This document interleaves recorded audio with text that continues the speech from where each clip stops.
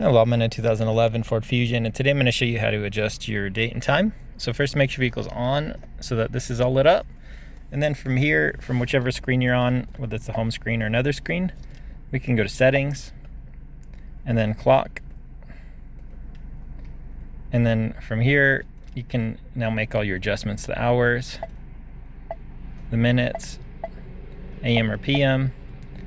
Here we can switch to the date as well and adjust the date as you need, which you can select up here as well. And this just shows how it's displaying on the top here. If you want 24-hour or regular format, you can change it here.